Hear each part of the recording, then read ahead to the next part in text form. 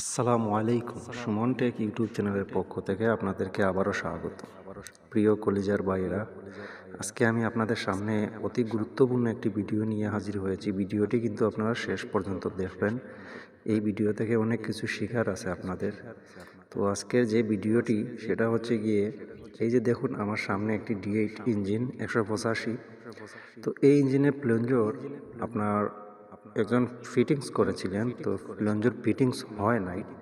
তো আজকে আমি এই প্লঞ্জারে সমস্যাটি দেখাবো কি হয়েছিল ওনার, মানে ভুল ফিটিংসের কারণে কি সমস্যাটি আসছিল ওইটাই দেখাবো। এরকম সমস্যা সবারই আসে, অনেকেই আছেন R175 R170 এরকম ডিজেল ইঞ্জিনের প্লঞ্জার ফিটিংস করতে পারেন না। তো আজকে আমি আপনাদেরকে দেখাবো এই সমস্যাটি কিভাবে আপনারা সমাধান করবেন। তো স্ক্রিনে যে ইঞ্জিনটি দেখতেছেন বা ফুয়েল পাম্পটি দেখতেছেন, এই সমস্যাটি হচ্ছে গিয়ে আপনার, আমি যখন তেল রানিং দিয়ে দিই, মানে তেল অন করি, তখন কি হয়, তেল ফুয়েল পাম্প দিয়ে আসে না। আবার যখন আমি তেল ইঞ্জিন অফ করি তখন কিন্তু তেল আসে, মানে উল্টো হয়ে গেছে। আপনার ইঞ্জিন অফ করলে তেল দেয়, আবার অন করলে তেল দেয় না। এই যে দেখুন, আমি এখানে আপনাদেরকে দেখাবো একদম প্রমাণ সহ কি সমস্যাটি। তো আমি এখানে ফিটিংস করে নিয়েছি। তো আপনারা জানেন কিভাবে ওটা ফিটিংস করতে হয়, তো ওটা আমি আর বললাম না। তো আমি এখানে তেল সব কিছুই এখন চেক আপ করবো। আমি লাইনে তেল দিতেছি, তো আপনারা দেখুন।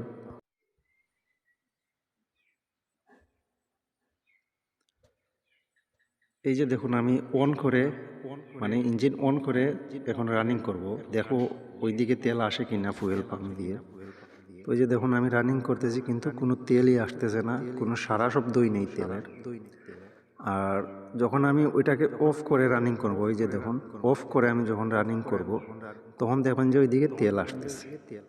বিষয়টা আপনারা লক্ষ্য করুন আর ভিডিওটি শেষ পর্যন্ত দেখুন এবং একটি লাইক করে দিবেন। আমার নতুন বন্ধুরা যারা, আপনারা সম্পূর্ণ দেখবেন, তাহলে কিন্তু অনেক কিছু শিখতে পারবেন এই ভিডিও থেকে।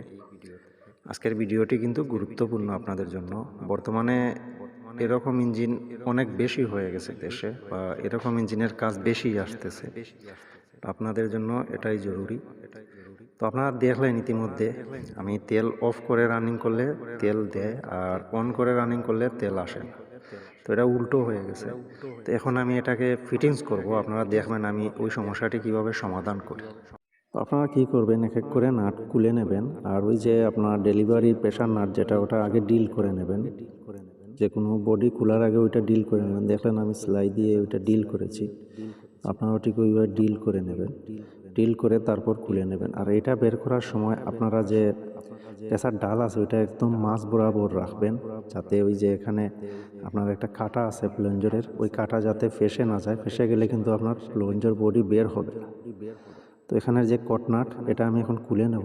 ওটা না খুললেই হতো, কিন্তু আমি খুলে নিয়েছি আপনাদের দেখানোর জন্য। তো ওইগুলো আবার লাগিয়ে নেব। তো লাগিয়ে নিয়ে এখানে আমি ফিটিংস দেখাবো আপনাদেরকে একদম পারফেক্টলিভাবে এই সমস্যাটি কেন হয়েছে। এখানে সমস্যাটি হয়েছে এখানে ভিতরে যে আপনার প্লঞ্জারের যে সুই আছে, ওইটা যে প্লঞ্জার যেটা, ওটা উল্টা লাগানো হয়ে গেছে, তাই এই সমস্যাটি আসছে। তো আমি এখানে আবার ডেলিভারি বাল্ব, এই প্রেশার নাট, আমি এগুলো লাগিয়ে নিচ্ছি, লাগিয়ে কটনাটটিও লাগিয়ে নেব। তারপরে আপনাদেরকে দেখাবো এটা কিভাবে আপনারা সঠিক মানের ফিটিংস দেবেন। তো এই সমস্যাটি অনেকেরই হয়, অনেক জায়গায় আমি দেখেছি অনেকেই এই সমস্যায় ভুগছেন। হয়তো অনেকেই না পেরে পরে নিয়ে যান বড় মেকানিকের কাছে, নিয়ে ফিটিংস করিয়ে আনেন, অনেক ঝামেলার মধ্যে পড়ে যান। তো এই ভিডিও থেকে আপনারা ওই জিনিসটি পুরোপুরি শিখতে পারবেন। তো আমি যেভাবে দিচ্ছি আপনারা ঠিক ওইভাবে দিবেন। এই যে দেখুন, আমি এখানে এখন প্রিমিয়ামটি ভরে দিয়েছি, এই যে কাটা প্রিমিয়ামটি ভরে দিয়েছি। তারপরে এখানে স্প্রিং দেবেন, এটা আপনারা জানেন। এই যে স্প্রিং দেওয়ার পর আপনারা এই যে সুইয়ের যে দাগটি আছে, এই যে দেখুন এখানে সুইয়ের মধ্যে একটি দাগ আছে প্লঞ্জারের, ওইটা কিন্তু বাম সাইডে থাকবে, ওইটা মাথায় রাখবেন। এই যে এই দাগটি বাম সাইড দিয়ে দিবেন। এই যে আমি বাম সাইড দিয়ে দিছি। তো আপনারা বাম সাইডটি দেখে শুনে ওইটা দিবেন, দিয়ে তারপর এই যে লাগিয়ে নেবেন। এই যে দেখুন, আমি এখন রুলার ক্যাম্প বসিয়ে দিচ্ছি এখানে। এখানে রুলার বসানোর পরে আমি এখানে লক মেরে দেব। আপনারা দেখবেন, পরে ভিডিওটি দেখে যান কিভাবে তেল সমাধান হলো কিনা। তো আপনাদেরকে আমি আবারও বলছি, তো সুইয়ের যে প্লঞ্জারের যে দাগ আছে ওই দাগটি কিন্তু বাম সাইডে থাকবে। তো আপনারা যেমন ধরুন বডির ভিতরে সোজা ধরে বাম সাইড ওই সাইডেই দিবেন। এখানে স্ক্রিনে আপনার সামন সাইডে বাম সাইড অনেকেই বুঝতে না পারেন, তো আমি বলবো যে এই যে দেখুন, এই যে বডির ভিতরে সই বাম সাইডে থাকবে ওই দাগটি, এই যে ওই দিকে দেখুন বাম সাইড কোন দিকে, ওই দিকেই থাকবে। তো হয়তো ইনশাল্লাহ আপনারা বুঝতে পেরেছেন। তো আমি এখন ওখানে ফিটিংস করে নিচ্ছি। তো আপনারা যদি তারপরেও বুঝতে কোনো সমস্যা হয় আমাকে বলবেন ইনশাল্লাহ। তো এই ফুয়েল পাম্প ফিটিংসের কিছু কমেন্ট আমার কাছে আসছিল, তো আমি মানে এতদিনে তেমন কিছু পাই নাই। তো আজকে হঠাৎ করে এটা আমার মাথায় আসলো, ভাবলাম যে এটা আমার বন্ধুদের জন্য কিন্তু জরুরি। তো এরকম ইঞ্জিন বেশি বর্তমানে, তো এরকম কাজ বেশিও আসে। আর এরকম সমস্যা অনেকেই ভুগছেন, হয়তো জানি না। যারা যারা এরকম সমস্যায় ভুগছিলেন আপনারা কমেন্টে বলবেন যে মানে এরকম সমস্যা আপনাদের হয়েছিল, কারণ আমি জানি এরকম সমস্যা হয় অনেকের। তো আমি এখানে তেল ফিটিংস করে দেখবো এখন যে এটা ঠিক হলো কিনা। আমি এখন এই বিঞ্জু ভালো করে টাইট করে নিচ্ছি। আর আপনারা ভিডিওটি কিন্তু সম্পূর্ণ দেখে একটি লাইক করবেন আর আমার জন্য দোয়া করবেন, আপনাদেরকে যেন নতুন নতুন ইন্টারেস্টিং কাজ উপহার দিতে পারি আমার এই চ্যানেল থেকে।